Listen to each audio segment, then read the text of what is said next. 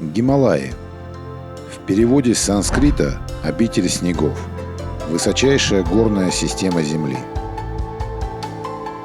Средняя высота гребней около 6 километров. Здесь находятся 10 восьмитысячников, гор высотой более 8000 метров над уровнем моря.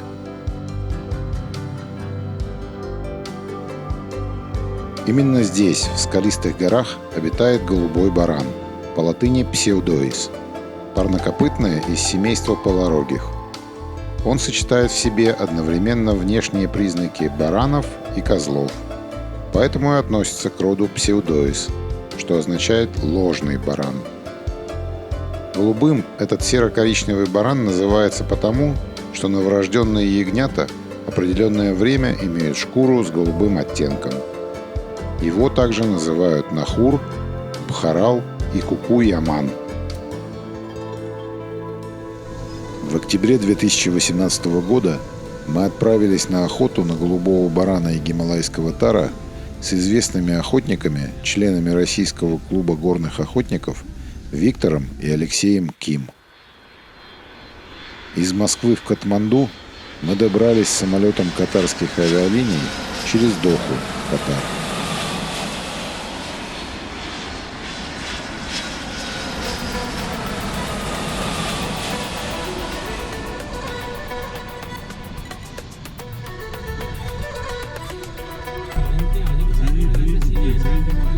Все охотники, прибывающие в Непал со своим охотничьим оружием, проходят процедуру регистрации.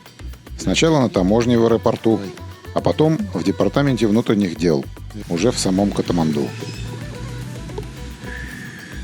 Поэтому, как правило, по прибытии в Катманду всегда приходится задерживаться на 1 или 2 ночи. Конечно же, это время можно потратить на посещение многочисленных достопримечательностей Катманду. Но сначала много подписей и штампов. Охота в Непале жестко регламентирована и требует точного документального оформления. Недаром значительная часть от стоимости охоты поступает государству и идет на охрану и защиту животных. Именно поэтому охота вообще возможна. И наоборот, именно благодаря коммерческой трофейной охоте существует и приумножается природное биоразнообразие.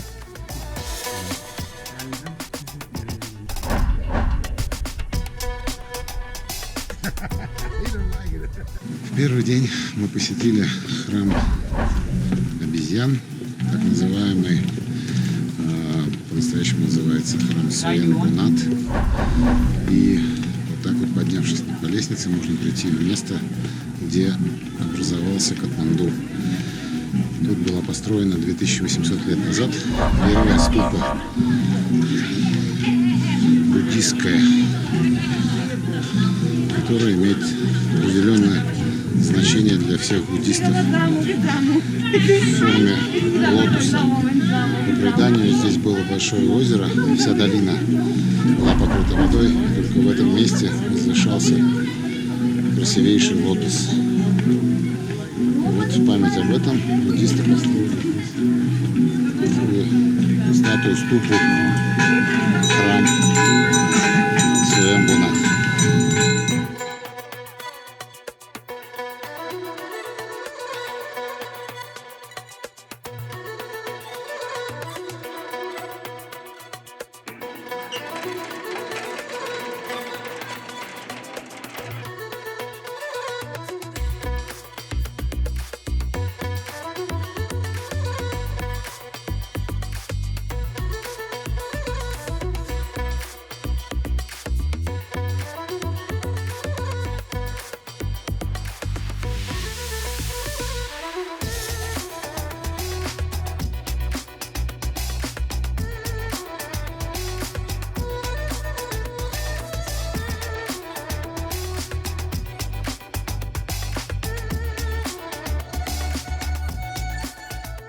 Туристическим центром, заполненным сувенирными лавками и магазинами снаряжения для горновосходителей, является район Тамэль.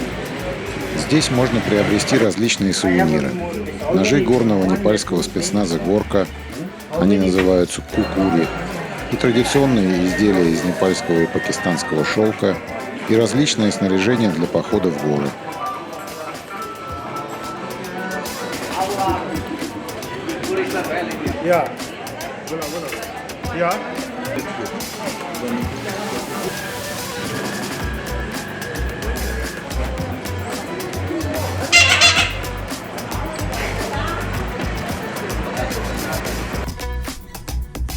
Five day I make carbon on tools.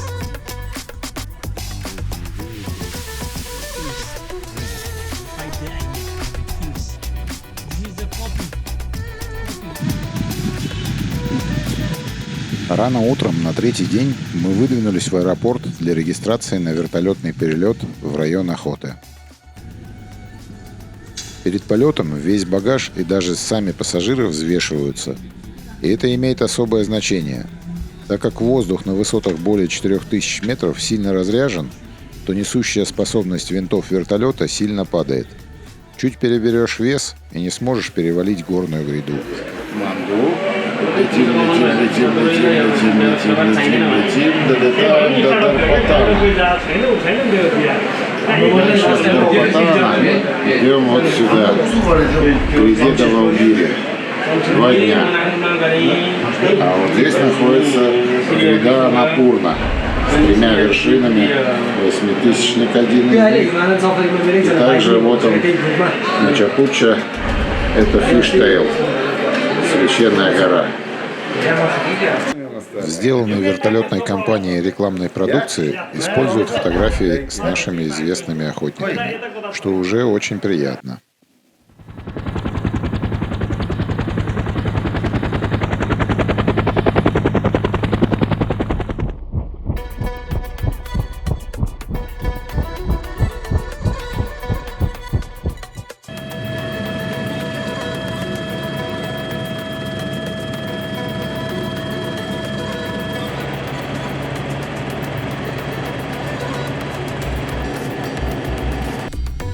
Продолжительность полета составила около 1,5 часов. Мы приземлились в горах на так называемом хелипаде, вертолетной площадке на высоте 3000 метров над уровнем моря.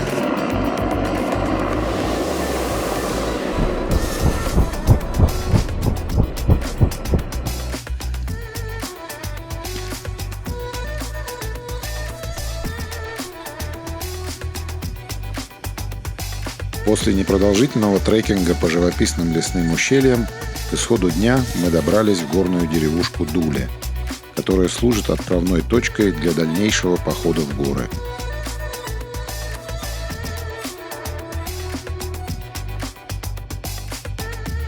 Даже на таком удалении от современной цивилизации дети удивляют своей непосредственностью и радостным жизнелюбием.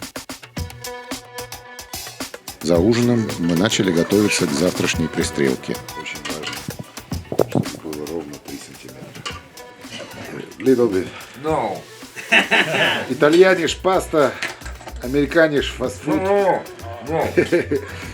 Не палишь фасоли.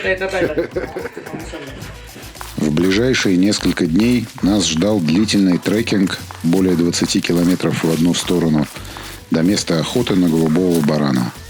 Нам предстояло подняться и спуститься на несколько горных перевалов высотой более 4000 метров.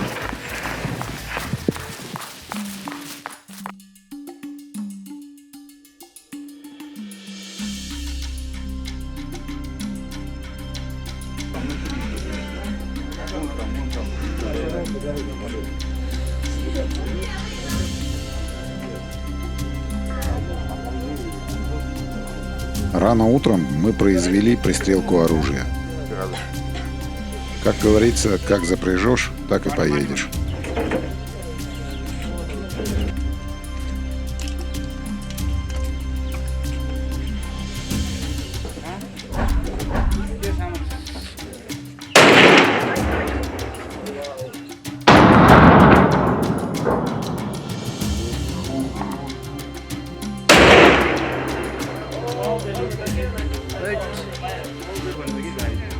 गाडीको ठाउँमा राख्नु गाडी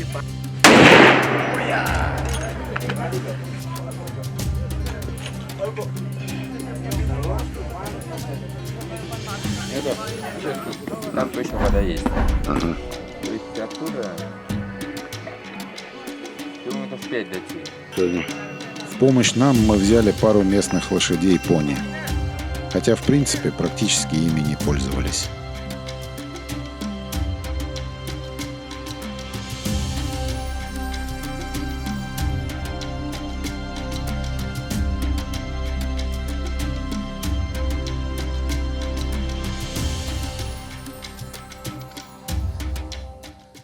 Четвертый раз я в Непале.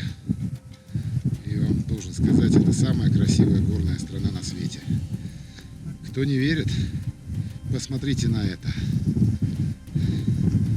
Как вам? Сзади меня горная гряда Далаугири, 8000-ника. На дальнем фоне, на дальнем плане она идет ледяной стеной. Это то, о чем мечтают альпинисты.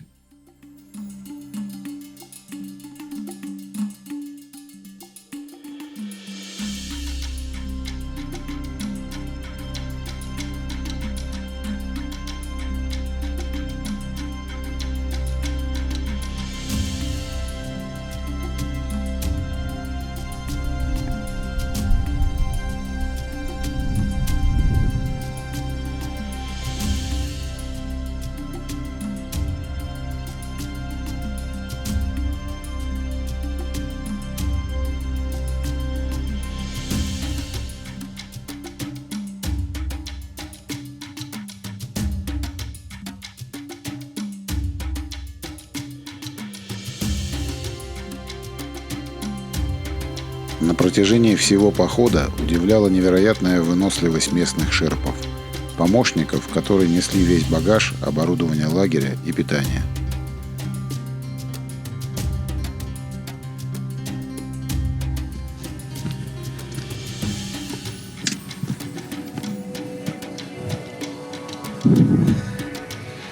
Дорога в Хрустальный монастырь. Живописные пейзажи, красивейшее ущелье.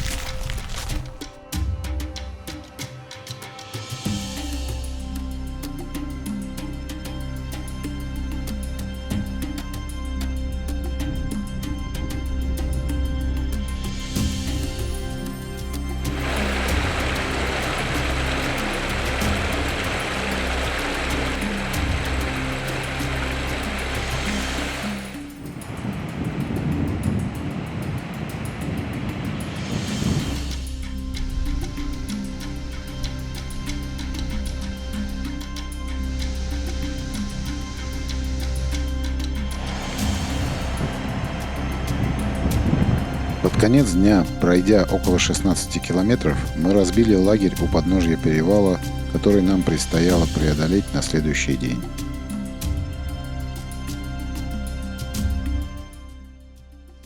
Утро, третий день в Гималаях, пятый день поездки, шестой. Проснулись, высота 3900. Ночь была такая достаточно беспокойная, тепло, в принципе. Мы сегодня утеплились и спать легли в теплые спальники, положив еще дополнительное утепление, лайнеры. Вот, и спали, в общем-то, тепло. Но было беспокойно, потому что уже высота близко к 4000 метров. И достаточно такая, как бы просыпались. Вот, лагерь у нас установлен. Мы прямо на тропе в Хрустальный монастырь.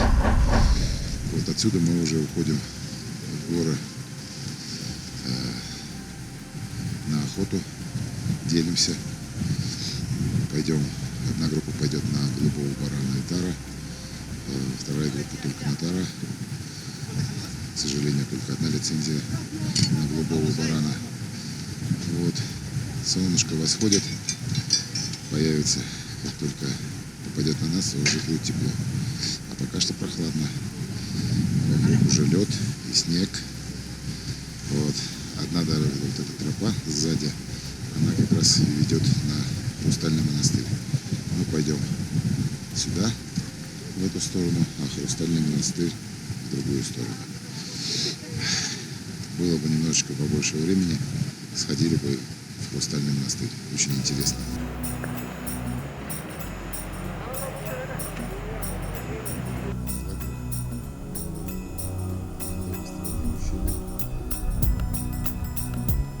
Практически сразу, пройдя лишь пару километров по ущелью, мы увидели первых голубых баранов.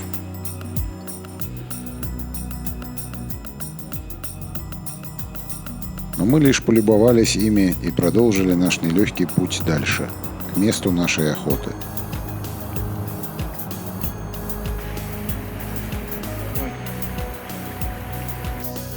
Вот где пригодились пони.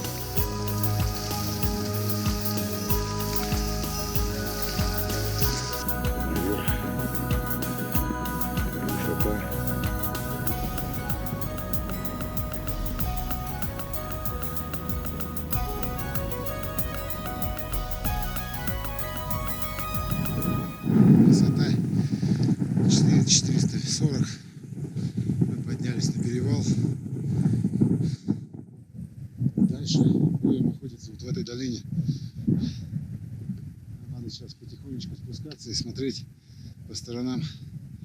Лагерь будет у нас пониже. Вот здесь вот в этих долинках будем охотиться. Потрясающая панорама. Вот сейчас чувствуется нехватка кислорода. Еще раз, 440. Фух. Уже тяжело даются шаги. Каждый шаг равен 10 шагам на равнине. Тяжко.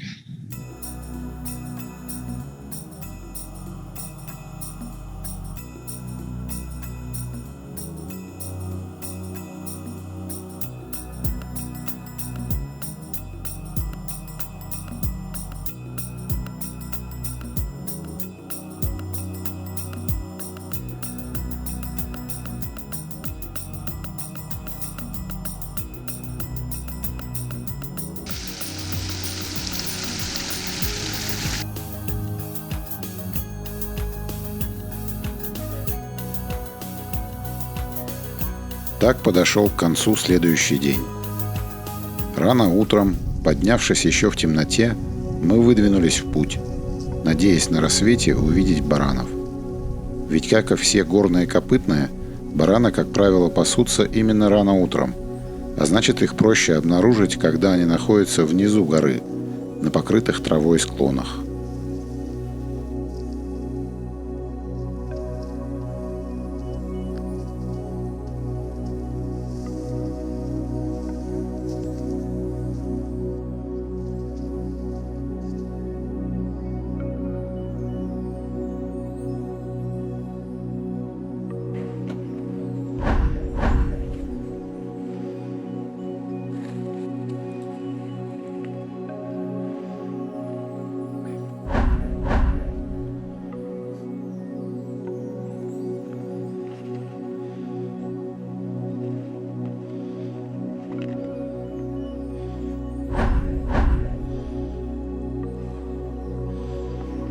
В конце октября в горах по утрам бывает довольно прохладно.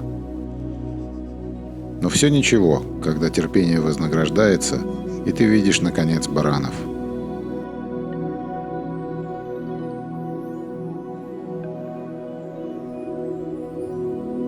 Каждый день ходим километров по 10, наверное. Проходим по 10, по 13 у нас такие треки. Вот до этого у нас и такие треки-то были еще как-то по равнинкам, по тропинкам. А сейчас вот уже пошли конкретно. Чего он задумался? Позавчера сказал, что увидел сон, как мы стреляем барана. Только не сказал, когда именно. В этом во сне-то не было сказано. Там воскресенье, понедельник, вторник. И потом спросил, что я. Может, тогда бы и не шарохались так.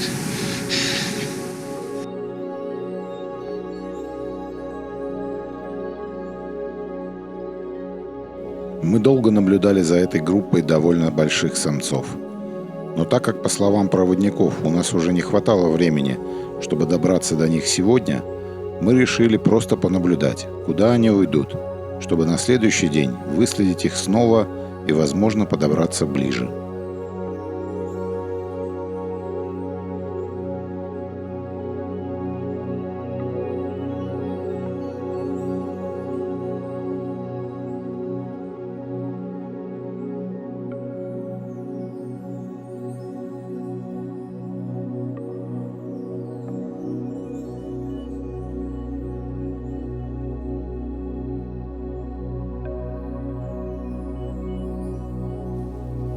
На тропе мы увидели следы присутствия человека.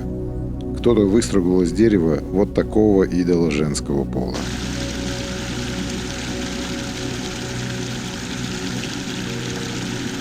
Передвинувшись дальше по ущелью, мы расположились практически в месте нашей предстоящей охоты. У подножия той самой нашей горы.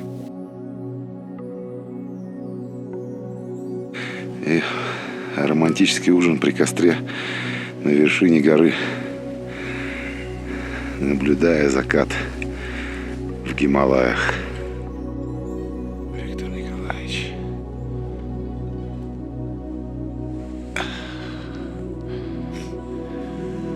И опять мы проснулись в 3 часа утра и в темноте с фонариками начали наш долгий подъем в горы.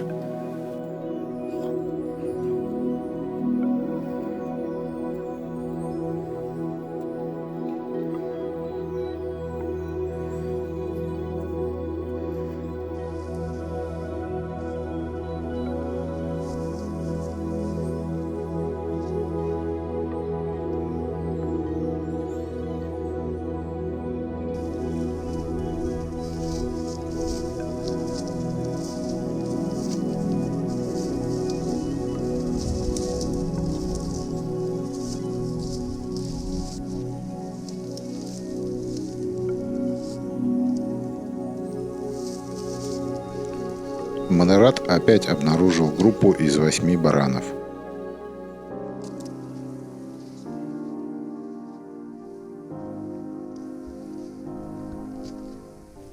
Понаблюдав за ними, мы решили все-таки подниматься дальше.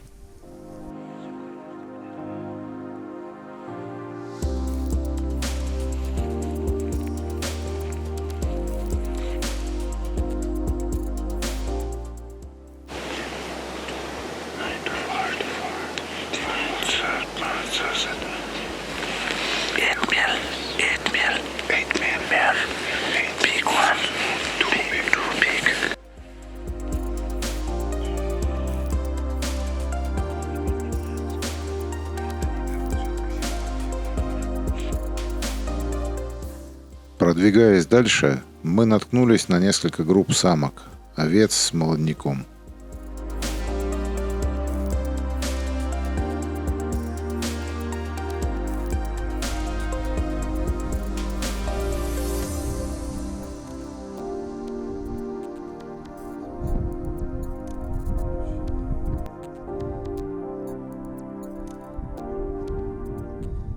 Чем выше мы поднимались и чем ближе приближались к рубежу 5000 метров, тем сложнее дышалось и шаги давались все с большими усилиями.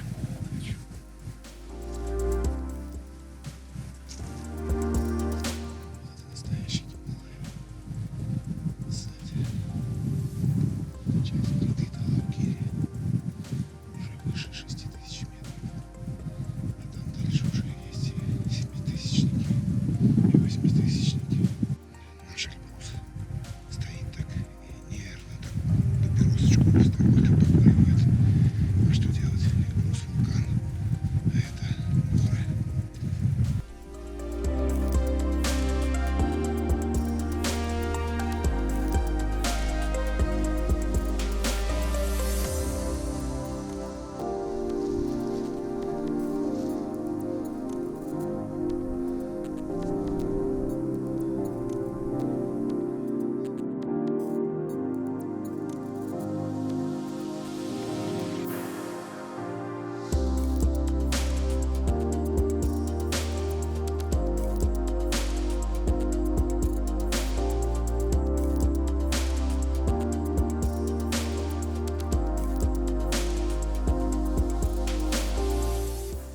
Поднявшись на высоту 4700 метров, мы заняли позицию, наблюдая за несколькими группами баранов. Здесь были и группы самок, и одна большая группа взрослых самцов. Охладись вместе с пепси на леднике в Гималаях. Лучшая реклама прохладительного напитка. Довольно долго понаблюдав, мы выдвинулись ближе, как только увидели, что бараны начали спускаться на пастбище для вечерней кормежки после продолжительного дневного сна на скалах.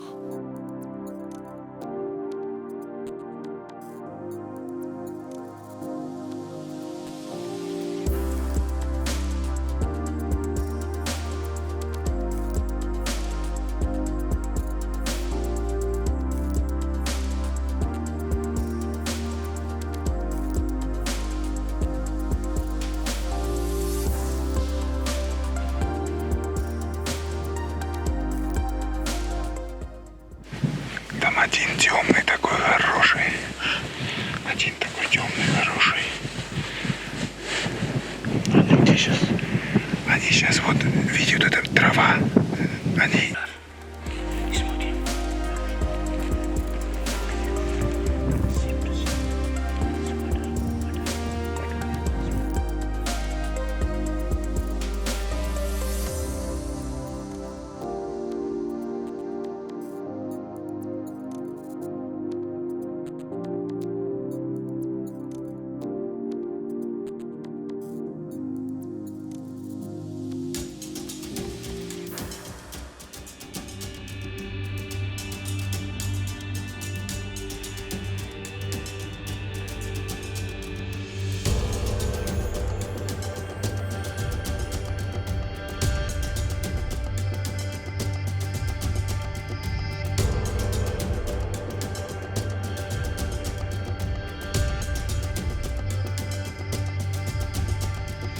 Бараны спускались все ниже, все ближе приближаясь к занятой нами позиции.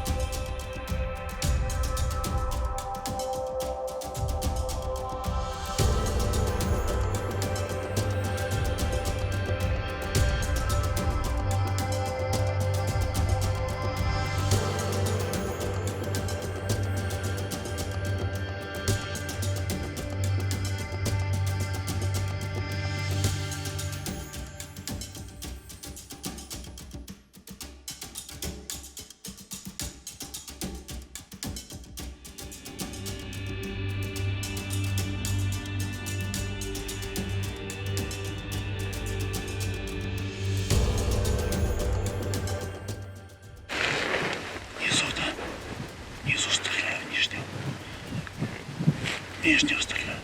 Да, вот который. Он имеет в виду нижний, да, который ближе к камню стоит. Стреляю. Посмотрите сами, видно вам. Стреляю. А? Стреляю. Стреляю. Да. Стреляйте.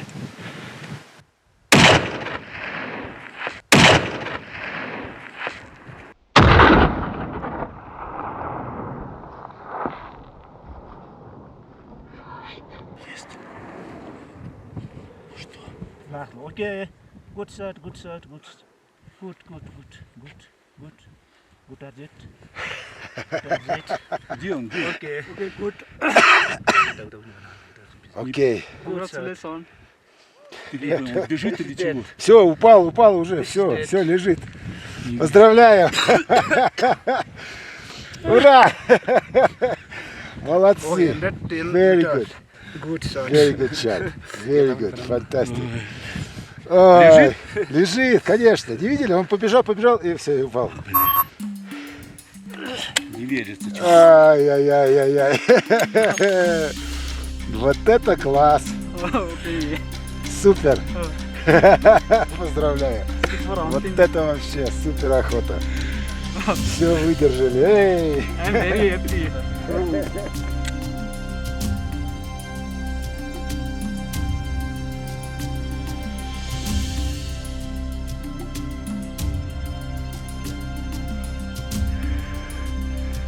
Вот это баран. С полем. Поздравляю. Да. Великолепный трофей. Ну, по месту вроде. Все по месту попали, да.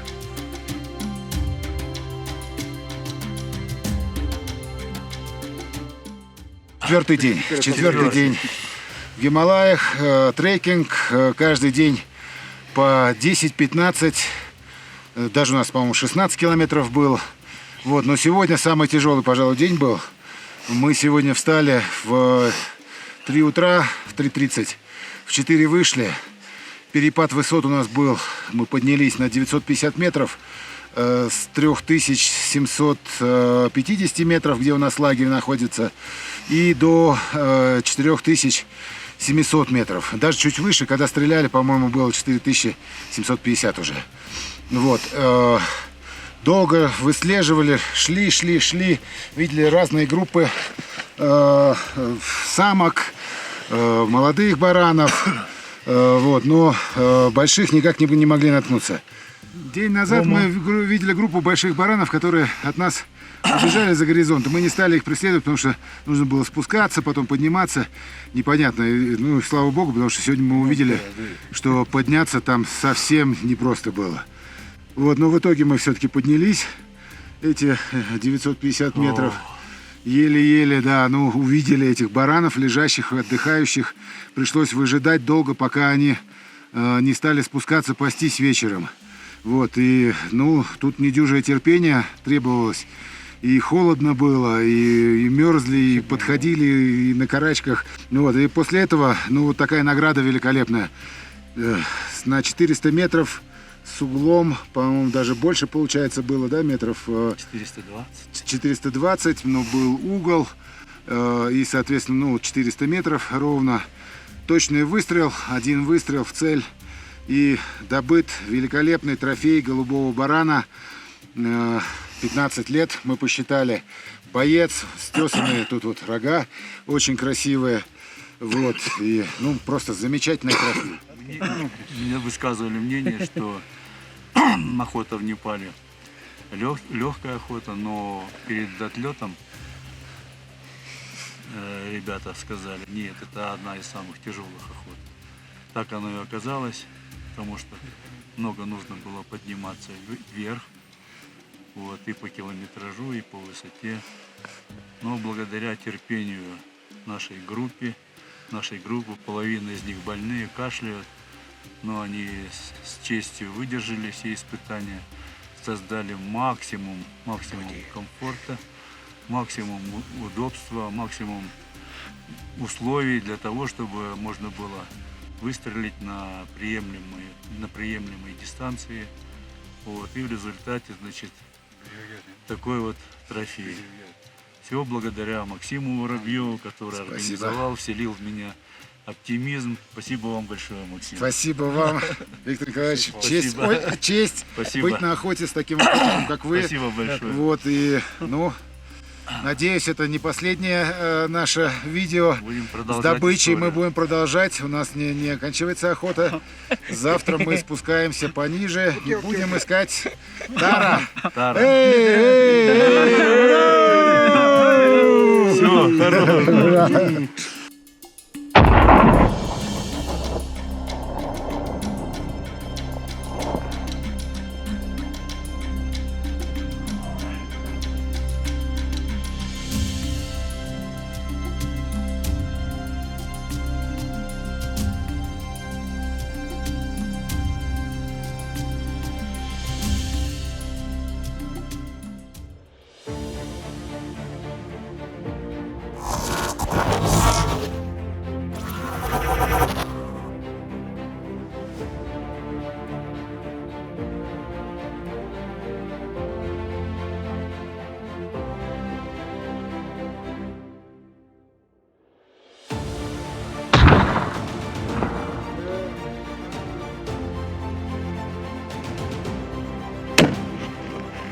Окей. Окей, down.